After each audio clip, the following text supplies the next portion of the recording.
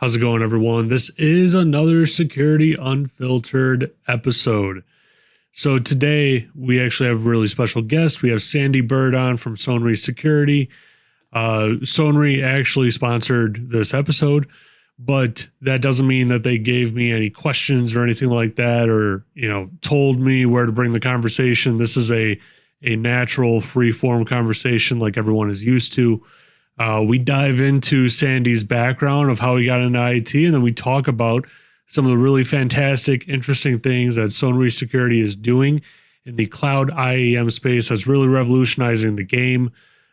So stay tuned, pay attention. It's really, some important stuff that they're doing that is really revolutionizing how we will be, securing the cloud in the coming years in the future. So thanks, everyone. I hope you enjoy this episode.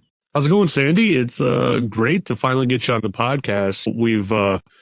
We've been talking for maybe 5 or 6, maybe longer, maybe longer than 6 months at this point. But I actually don't know your background or anything. Well, thanks for having me, Joe. My background is long. Yeah. Yeah, I think I started in something to do with security probably 20 years ago. And I founded a company called Q1 Labs, which was a SIM security intelligence company. Although it never starts that way. Paths of starting companies start in one direction and then change 4 times before you hit the end of them. And I just love the analytics part of it, right? Digging through logs, finding patterns, all those things. As part of the history of that company, it was acquired by IBM. And so I spent time after that acquisition being the CTO of the security division at IBM as they were standing up their first security division. So it was really the first part of that for them. What was interesting about that was we acquired some companies, we took a lot of other security assets that they had, their identity products, things like that, brought them into the division. And what it gave me was this interesting view of all the parts of security, right? Application security, we had the old app scan, I shouldn't call it old, probably not supposed to say that. Anyway, the app scan part of that portfolio, we had, very modern mobile MDM technologies for security. We had the Curator platform for security intelligence. We had the old ISS, again, I'm using old, I shouldn't use those words. We had the ISS assets for like the IPSs that were in line and things. And so we had like all of the parts of security. And so it was interesting to learn how all of this worked. But I got really excited as we were kind of looking at cloud and how these new dev teams did everything. So they built the databases, they built the runtime, they built the identities that use them, they built the whole workload, and they deployed it with code. And I looked at this kind of specialization that we were doing in security where everybody was a specialist in IAM or they were a specialist in, database security or whatever it was, and said, these new teams don't work that way. They are generalists at all of the parts and they're being asked to not only deploy the stuff, but secure it. And so we thought there had to be a better way to do security in the cloud. And we sort of we originally started in data. Again, back to history, Sonrai actually means data in Irish. So it's a cool thing for your listeners to think through. And there's not many domains left. So if you're going to register a company, it's really hard to have like data.com. That one's taken. So yeah, you have to pay an insane amount for that sort of thing. For that sort of thing. So anyway, Sonrai sort of worked for us. And as we were looking at the data in cloud, we're like, well, the way that this is accessed is through all these crazy IAM things. And I know you're very familiar with AWS. And so the complexity in that model with resource policies and then key management policies and then the IAM policies, the boundary conditions, and it's just crazy complex. And so we built a lot of analytics around that. So that was my background. I really, thought that we could do this perfection thing. I was like, we have all the log data because the cloud providers have a bill, so it has to be logged. We have these IAM policies, which we can look at. We could make them perfect. And so that was my theory when we started this company was we're going to have perfect least privilege for the first time ever. Yeah, I might have been a little wrong, but anyway, it was a good theory. So yeah, you bring up the complexity of AWS privileges, right? It takes me back to when I was studying for the AWS Security Specialist cert, and I think I spent 90% of the 3 months that I studied for that cert. I think I spent 90% of it on just IAM and IAM related things, right? Because it's not very obvious. They're not very obvious issues. It's not telling you, like, even when you get an error in AWS, typically, the error is not descriptive enough to tell you, go to this account in IAM and adjust this. Like it doesn't tell you any of that. It does not. And you have to think of it a totally different way. Like you have to actually think about it in reverse. And that's what a lot of people like mess up. You know, they don't think about it in reverse. You have to actually think about it in reverse and say, what do I want to do? Okay, what does that policy look like? Where does that policy need to live? Who needs to access it? Does it need to transform into something else? Like those are the questions that you need to go down. And it's so painful, you know, as someone that has spent the last 7 years in AWS, right? It hasn't gotten any easier. It's gotten significantly more difficult. And, you know, it feels like they just expect you to keep up. They expect you to understand what's going on.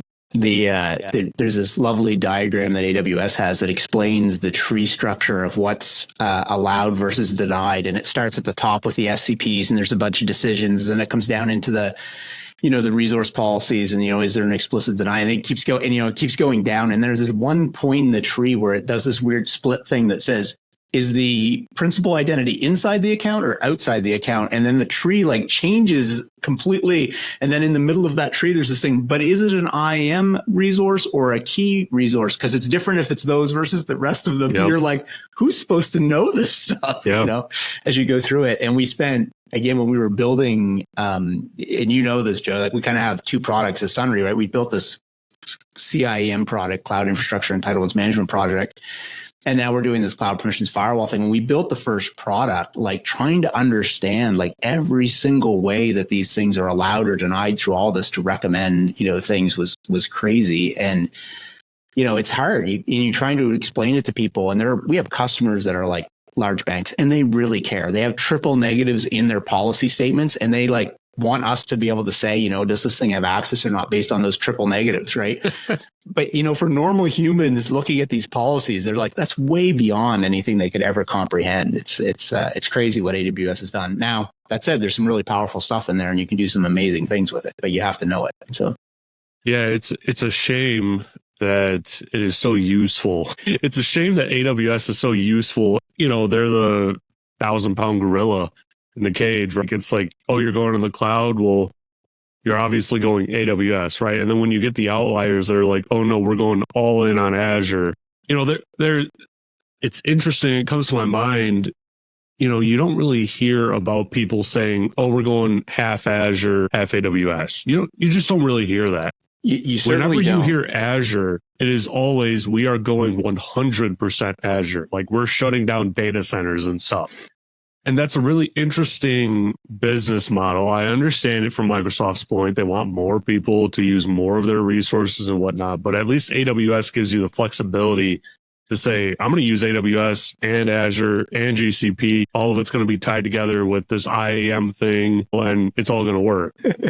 And again, we could spend a lot of time between AWS and Azure talking about identity models because they're so completely and utterly different than one another. You also have this kind of interesting, there's certain industries that just won't use AWS. Like retail is really allergic to AWS, right? They don't want to use it for obvious reasons. And so you have, from us as a company perspective, we still have to spend a lot of time in Azure understanding their models. I love this one, though. This is how I summarize them to people when they ask, like, what's the difference between the AWS identity model and the Azure one? And I always say AWS is deny first. If there's a deny, it always wins, right? And so it's quite predictable when you're building their models. If you can stick the deny in there, then the thing will be denied. And so if you're looking for centralized controls, it's actually quite helpful to have that. The Azure model is different. The Azure models allow first. So you could have 1,000 denies, but if you have one allow, you're allowed to do it. And because of the hierarchy and the trees that they have with the management groups and stuff, it's really easy to inherit something from above allowing you to do it that you don't even see at the scope that you can see. Again, so it's a different set of problems. It's not that they both have their challenges, but there's certainly a different set of problems in Azure. So. Yeah, with AWS, I think they call it an explicit deny, where unless you explicitly allow it, it is denied. It is denied. Yeah. Yeah, exactly. I love how they use those words, though, but then you have these weird, like, resource policies where things from outside your account can get in and do stuff, but SCPs don't control those. So they're like exempt from that explicit deny. Like it's a really weird, there's these kind of weird rules to it when you actually look under the covers. You just can't go down those rabbit holes. Yeah, exactly. You can't be doing that. Yeah. Don't look at that. It's, it's always, that's always probably the most complicated part as a cloud anything these days is the permissions. I guess not as a developer, right? Because typically companies just set up developers to have access to whatever they need and they call it done, right? Like they don't even look at it again. But from an IAM perspective, I'm coming at the cloud from an IAM background, an on-prem IAM background, right? So I'm used to, really powerful tools and really bad tools that either do their jobs really well or really poorly that impact how the entire organization operates, right? And moving from that into the cloud, it's like I had to relearn everything. And the solutions, with the exception of Sonrai, the solutions typically didn't even make it any easier. It was like, oh, okay, this is a different UI to view the same exact stuff. I am stuck in the exact same spot. Like, thank you. Yeah, it's really complicated. The other thing that I found, so it's interesting that you came from this enterprise background, which again, when I was at IBM, I had a lot of these enterprise tools, which I would agree, some of them there's good ones and there's bad ones on that side, as there is in everything. What was really interesting coming to the cloud for me and looking at the identity was this. In enterprise, and I use this example, so we had labs at IBM that, did development. And so they were like 5 boundary firewalls away from the internet. Like no matter what you did in that zone, you could never really expose anything to the outside world because there were so many boundary firewalls that you had to get so many tickets requested and approved through that you just couldn't do that. When I moved to cloud, what I found was super, super interesting was we were allowing these developers to build machine identities, the same thing they were doing in the lab.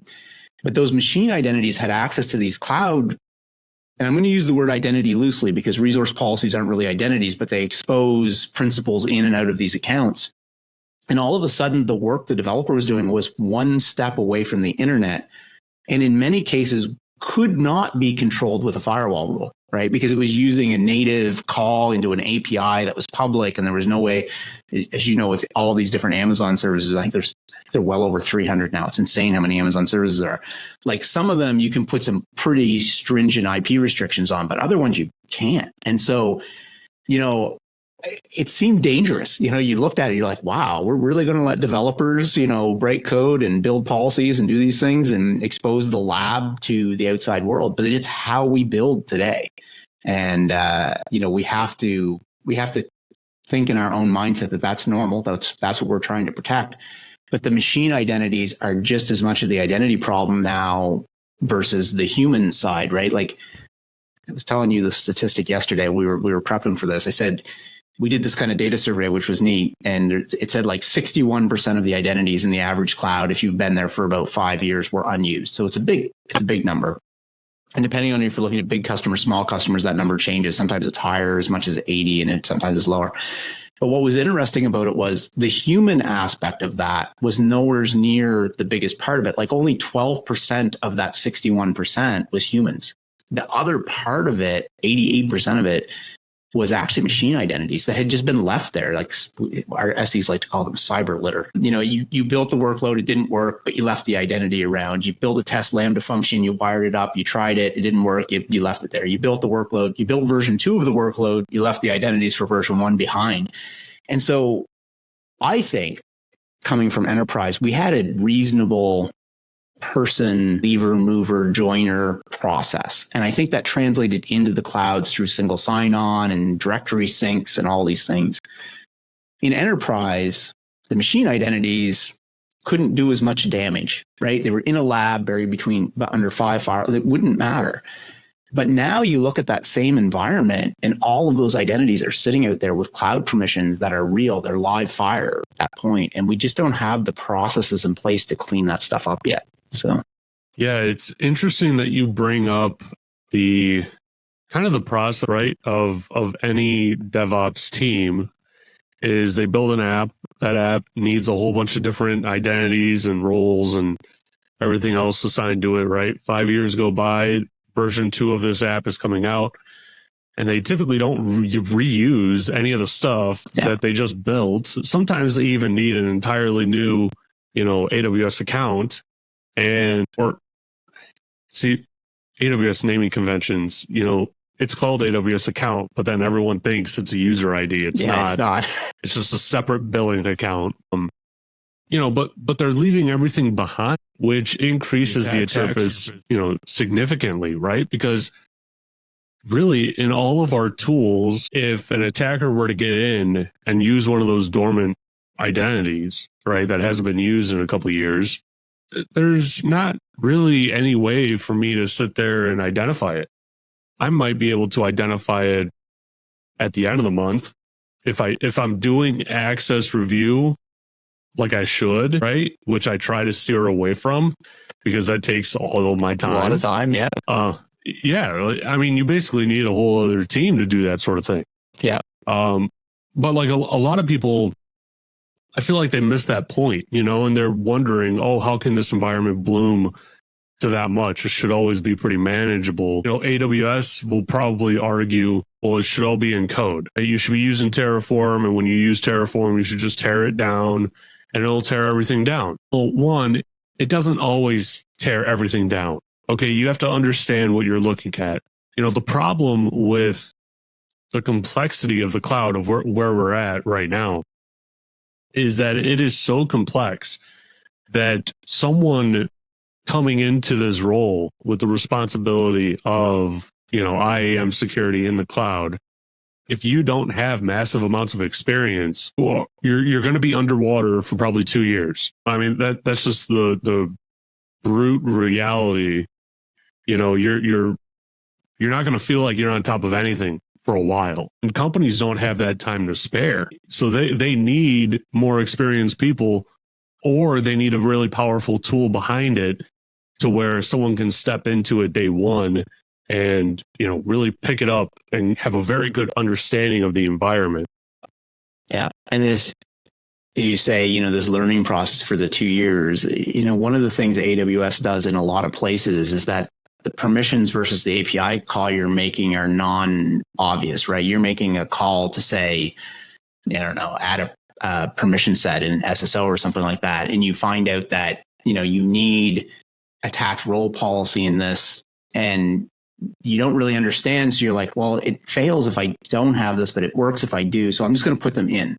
Yep. And you put them in, but then you realize that that thing that you've just put into whatever workload you're using to do this work, if you don't constrain those with, what the role you're attaching or, what it's going to be attached to or something, you don't have some constraint around there, you're leaving these wide open. Like the ability for that attacker, as you say, to get a hold of this thing, they can now kind of privilege escalate across the board. Rather the identity that they have, they can attach a role policy to, or something else that they've, they got some low level identity in some other spot. Well, now they can attach to that too and change its policies. And there's so many examples of that in AWS. I think there's whatever there is, 12,000 or 13,000 permissions in there. There's all kinds of them that are non-obvious that, if you're going to call this API, you need these other ones. And if those other ones are not constrained properly, they allow for these weird privilege escalation attacks. Yeah, it's interesting that no one else has really come up with a solution, that kind of shows all of this in an easily consumable format, right? From as someone that has dealt with very complex tools before, especially in the IAM space, I feel like the on-premise enterprise IAM space has some of the most complex tools in all of security, which is interesting. When I first got into security, my very first role, the hiring manager, who I'm still very good friends with to this day, he told me to, go pick up this privileged access management solution. It's a solution that I don't like, and I refuse to work at a company that has this solution. Like, that's how bad of an impression it left on me. And I won't name them, obviously. I don't feel like getting sued today. But, he told me, hey, we need someone to lead this solution. pick it up. It's going to take you a long time to learn it, but if you learn it, it's going to be really valuable because there's no other solution in security that is going to be as complex as this. So if you just start with the hardest thing, everything else is going to feel easy. And I was like, man, this guy is full of it. Like he's just trying to convince me to do this thing. He knows how my head works, and this and that. And I mean, sure enough, and it's interesting the opportunities that tool gave me down the line, opportunities that I wouldn't have gotten otherwise, right? And of course, I pivoted away from that tool as soon as I possibly could. It kind of like cracks open your mind a little bit, right? When you're spending 8 hours a day, 10 hours a day, maybe even 12 hours a day in a tool's UI, and you're like, I have to go through 3 different, entirely separate places just to make sure that this is configured correctly. You really figure out the inefficiencies in a UI, right? And so it's a very fine balance between having a tool that is powerful and having a tool that's powerful, that's easy to pick up. And that was one of the things when I was, playing around with the permissions firewall that I actually really liked. I could come into it as someone that's brand new, and after 5 minutes of looking at it, I can really get a very good understanding of what's going on, right? And that's extremely important to me. I've talked about that before on the podcast. So, I'm not just trying to butter up Sonrai, right? That isn't my goal. But as an end user, I'm always looking at that. I mean, even, at the other technologies that I'm using today, I am looking at that as a overall perspective of that tool. Is it going to take me 5 minutes to find it, or is it going to take me 30 minutes to find it? Because if it takes me 30 minutes, I'm probably frustrated at the 15-minute mark, right? And I'm pushing through to 30 to get it done. Yeah. And that's a huge difference. And this is, again, as I say, all these companies, even in my past, are never a straight line, right? They don't do that. And so I'm an analytics guy, so you typically want to build these platforms that you can ask it any question and it can give you any answer. But when you do that, inherently you make a very complicated query model because you have to be able to ask any question. And, we spend a lot of times making the existing KIM product easier to use, and, it just finds the identity and generates a policy for it that's least privilege and puts it in Jira for you, and you ask the developer to go do it. And so you spend all this time to make this flow easier. But even after doing all of that, if we look at that KIM product with all those least privilege policies, when we measured the customers, first of all, they weren't fixing anything. And you ask, why aren't you fixing anything? And it's very quick to them to say, great, you've given the developer the least privilege policy, but the reality is they still have to take and put that into however they deploy that policy. Okay, let's lift it and put it in Terraform, as you say, right? And then they have to test it in development, and then they have to test it in UAT, and then a whole bunch of people have to sign off on it, and then it will go to production. And that whole process, we use numbers like, that's 30 minutes of time to do that. It's probably way more than 30 minutes of time, but let's pretend it's 30 minutes, right? But then you multiply that by, think about the number of these workload identities, 10,000 of them. 30 minutes times 10,000 is an unsolvable human problem. You don't have a staff to do this. And I think that was one of the biggest mistakes I made coming in, because as you said earlier, we can finally build perfect least privilege. We have all of the logs, we have all the policies, let's make them perfect. But after you've been in cloud for 5 years, you drop one of these solutions on that, you can't do it. And so the premise for the cloud permissions firewall was really, in some ways, being run over by that pattern and having the tire tracks on my back saying, we have to create something that goes in, it analyzes everything that is needed, it very quickly generates very complex SCPs and uses ABAC access and all these weird things to create the good state that won't break anything, but you can press the button safely. But even if you did that, that's a great solution, but it doesn't help you on day 2. You've locked everything down. Now day 2, Joe builds a brand new version 2 of the app comes out, version 2, and it has a whole bunch of new identities, and some of them need sensitive permissions, right? And so we had to have this, we call it permissions on demand, where you can, bump into a wall and it gets denied, and it sends you a Slack message or Teams message or whatever. The approver presses the button to approve it, and now you have access to it. And so it's this really simple way to get access to these very sensitive permissions. And, we can go down a lot of paths on that. Customers will be like, oh, my land, I need to put this in all of your identity tools, right? I need a ticket for it in ServiceNow, and then that has to be recorded in SailPoint and all these crazy things. And you're like, actually, I don't think so, because you already put that in your cloud. It already has EC2 star. We didn't do that. You did that. And you already approved it somehow. I don't know how you did it, but it got there. All we're saying is that you probably shouldn't be able to create VPCs if you've never created one before in the last 5 years. Let's just take that away, right? And again, making this kind of easier to use solution was a goal of this, to say, let's get teams to actually fix the 10,000 identity problem. Yeah, it's not. And again, I will be the first one to admit, I get these purists on these calls are like, but that's not perfect least privilege. It's only doing the most sensitive permissions. I'm like, I agree, but you have 10,000 problems you have to fix. And if we try to make them perfect, we'll never get there. Right. So there's a balance to it. That 30-minute estimate is probably generous even, because when you factor in all the meetings, all the calls, the change management board, I mean, I'll spend an hour on a change management call just waiting for my name to be called. And it's, a quick, easy, simple task. I would have completed it within this hour. Those are the things that I feel like a lot of people don't really understand. They don't put that into context. And when you're younger in your career and you're going through it, you don't really question it. You're told this is the process, this is what you do. And you just follow it, right? One of the things that a long time, for a long time, Azure, I would argue, had the upper hand on the IAM front with AWS because of their just-in-time capability. Yeah, the PIM capability that was kind of built into it. Yeah, absolutely. Yeah. Because it, you mentioned it, it's functionality that's in your solution, right? And you can use it to overlay with AWS, as we're talking about right now. That capability alone is extremely important, especially when you're dealing with environments that have sensitive data. Yeah. You want someone else to approve what you're requesting and what you're doing. The reason why you want that is because it removes a good amount of the liability off of you. Because you can send them a message and say, these are the exact commands I'm going to run.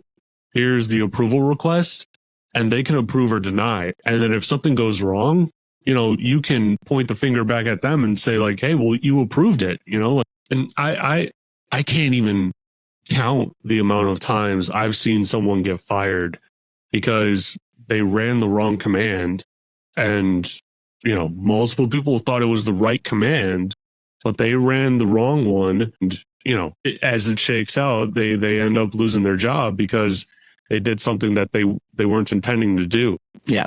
And there's so many of those commands that don't do what they say they do. You know what I mean? They say they do it, but you don't truly understand what there's like one of my favorite ones in Azure is like, I'll say it wrong. It's like start get access or get access URL, something like that. But whatever, it's this crazy one, right? That makes like the file system on the VM a public URL. I'm like, you don't even name the permission what it does. It's just this crazy permission name. And you're like, no one knows what that does.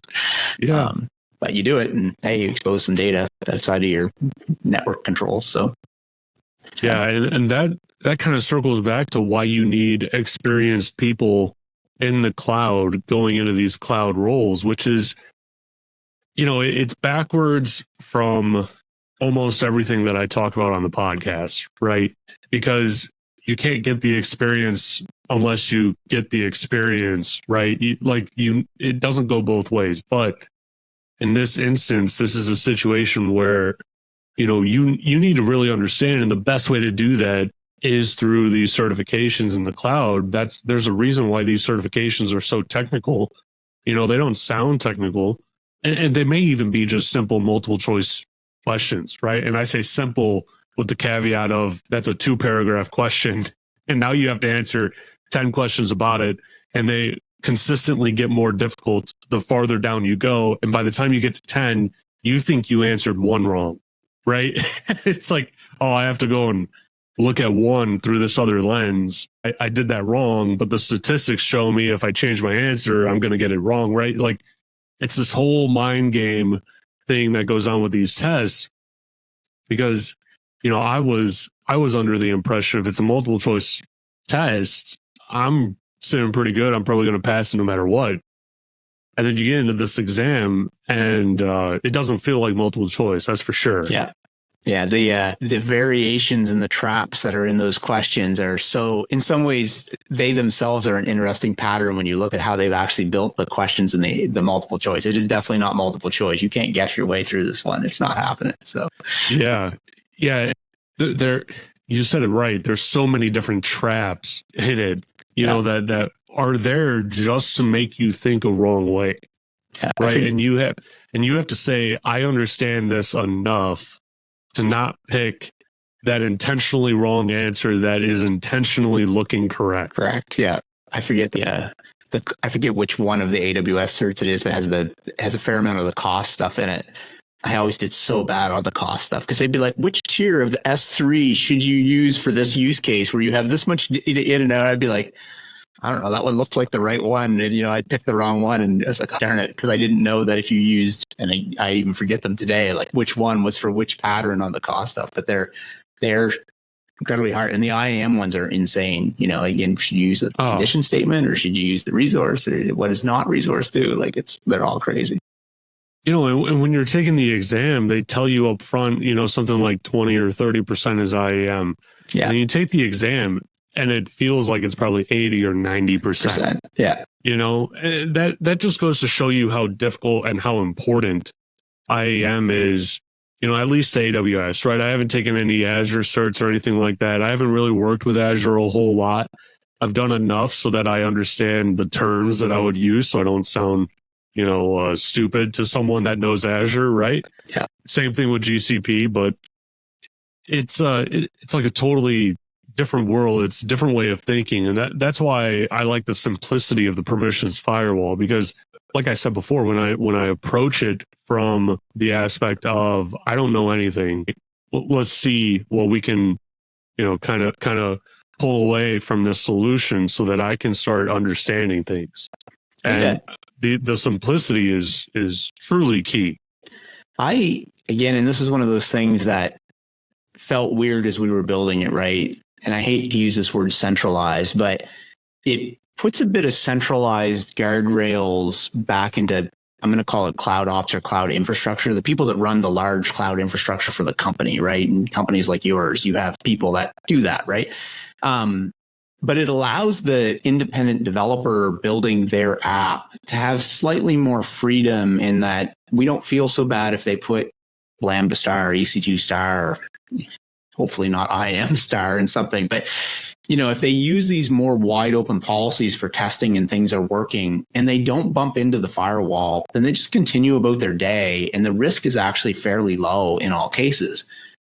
But the first time that they use a really sensitive permission, right, they're actually going to change the security groups. They're going to change a route table. They're going to actually make a pre-signed URL or something. They bump into this like wall where at minimum, somebody's got to press the approve button one time, right? And so it just creates this, it's very small friction. It doesn't cause very much, but it's enough that when somebody goes to use something that's sensitive, there's just that second set of eyes on it or that second thought to say, that's interesting. Should the wide open permission on the VM actually have enough permission to do that? I don't know. Maybe we should create a different separation of duties there. And this is the neat stat. So if you go read that data kind of article we did or survey, like 92% of everything that has these very sensitive permissions, right? And I think in AWS, it's around between 800 and 1,000 in that range of these very sensitive permissions. Like 92% of them never use them. They have them, but they never use them. Yeah. And it really tells you that most of these developers that open these policies up a little bit too wide will never bump into that wall anyway. Right? Because they weren't going to use them in the first place, but they didn't know how to configure it another way because they didn't do the cert and they didn't spend the time. But it gives the cloud infrastructure team or the cloud ops team just that little safety net of guardrails there applied at scale. Not that we did a really good job. We finally got our most important workload to something that looks like least privilege. They can do this across, hundreds of AWS accounts in one swoop, which is, I think that's hugely valuable, actually. Yeah, it is extremely valuable. We've consistently kind of talked down the singular AWS billing account, right? I've personally seen an organization with thousands of those AWS billing accounts. obviously it's a international worldwide company, very large, anyone would know the name, right?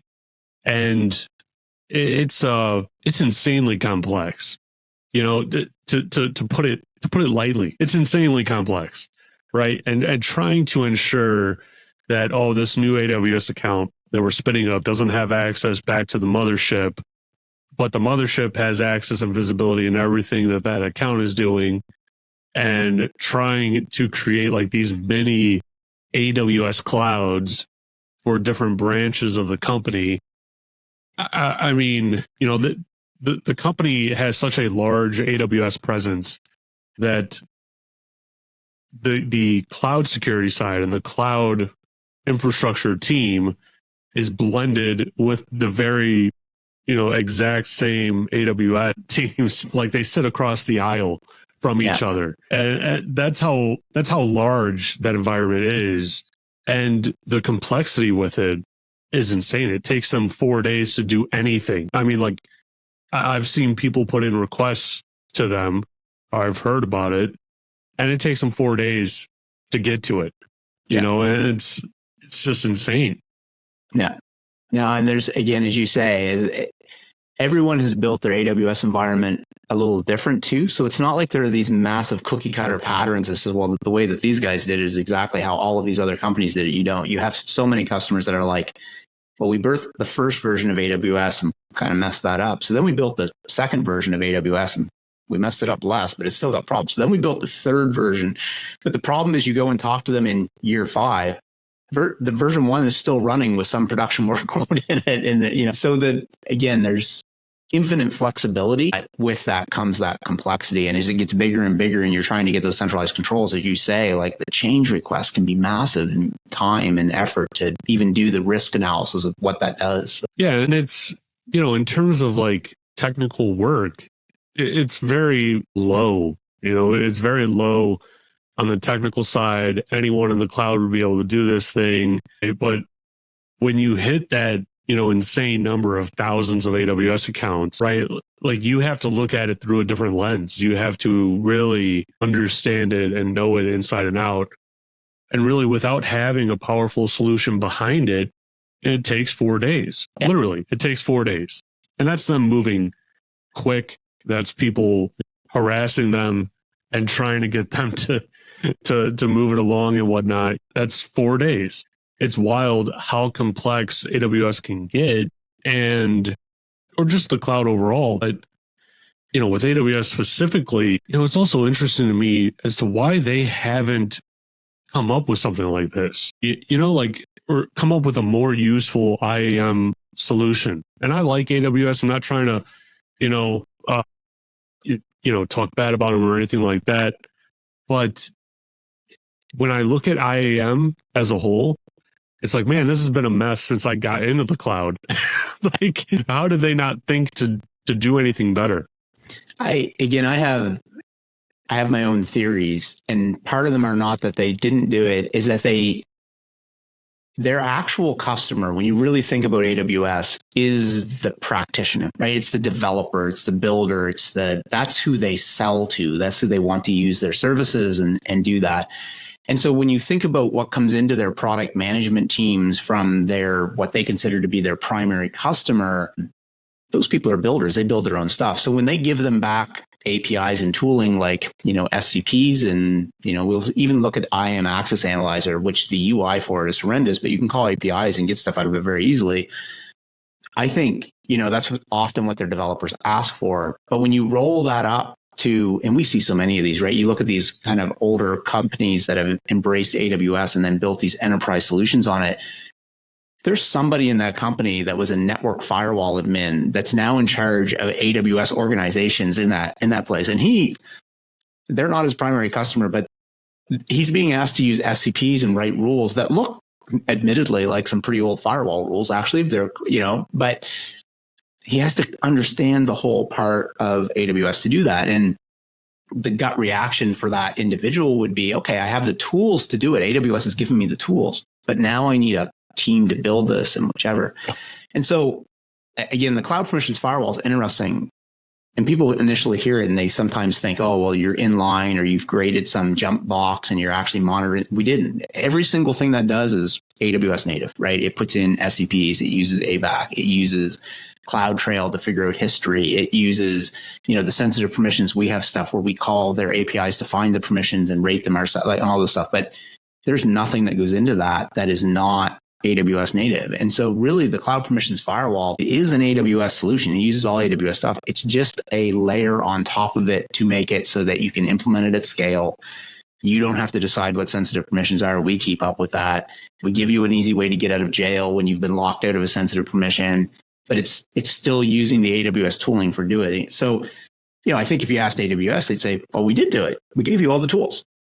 But you may have to have a team of, I don't know, our development team's pretty big, right? To go and actually build the overall solution, you still need a lot of developers to do it. And so I think, will they build something exactly like this? I've looked at enough AWS consoles to realize probably not. Their tools don't work that way in their consoles, right?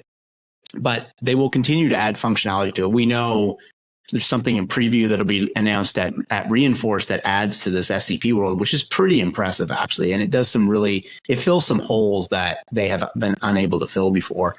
So I think they'll continue to add those, and it'll help solutions like Sonrai help customers implement stuff without them having to go learn what those new things are on that side. So anyway, like you, I like AWS a lot.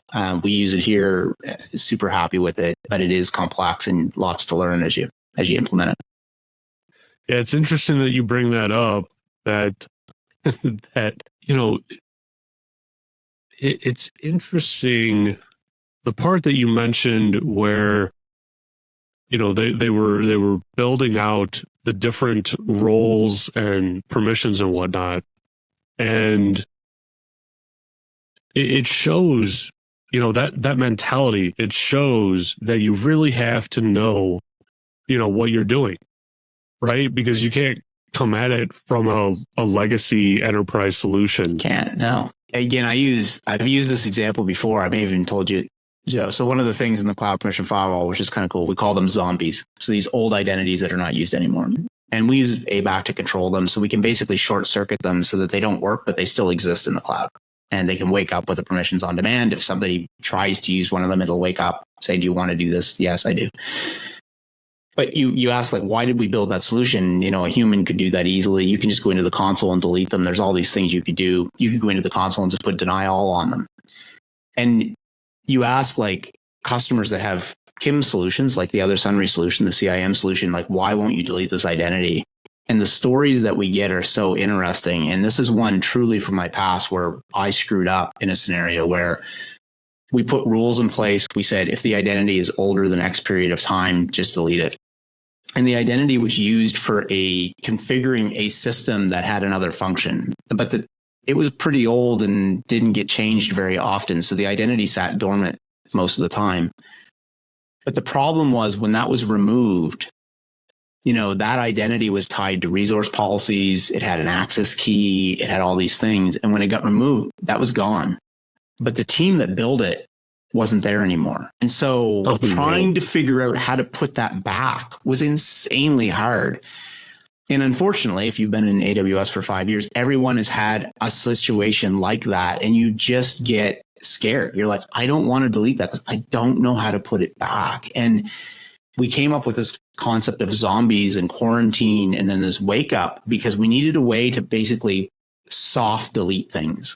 If you're familiar with Azure, in the directory, you can set one of the identities to being disabled, but it still exists. It's a horrendous mess. You have all these RBAC assignments all over the place that have these identities that don't exist in them and whatever, that are turned off. But AWS didn't really have that function. And this was a way of implementing something very similar where you could basically leave it alone, leave all the resource policies so they theoretically worked and stuff, but the identity was just short-circuited. It just would not run. When we were thinking about the solution, that wasn't going to be the most amazing thing we did. We thought it was all about these sensitive permissions. But when customers see it, they're like, seriously, we could do this to 10,000 identities? Yes, you could. And if it happened to be a break loss and it happened to get used in the middle of the night, somebody would just have to press one button to turn it on. That's it. And they're like, that's amazing. And so sometimes you're surprised, like what people, again, back to sometimes the simple things are the things people really need. They just need them at scale. So, yeah, that's a really good point. Well, Sandy, I think we're at the top of our time here.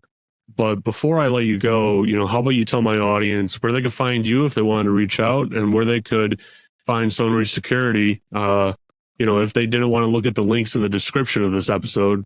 I highly encourage the links in the description, but somebody's watching this in their cars or listening to this in their car as they drive down the road and can't see the links, right? So, the best thing is just go to, sonraisecurity.com. There's a learn section of that has that data report that we talked to. It's a great spot there. If for some reason you're interested in the cloud permissions firewall, you can do a trial of it for 14 days. What's great is it goes in monitor mode and doesn't change anything. You can just take a look at things, but you can try all of the real active controls out as part of that 14 days. That's worth doing. And if for some reason you want to reach out to me on LinkedIn or something, feel free. I always love to talk to you.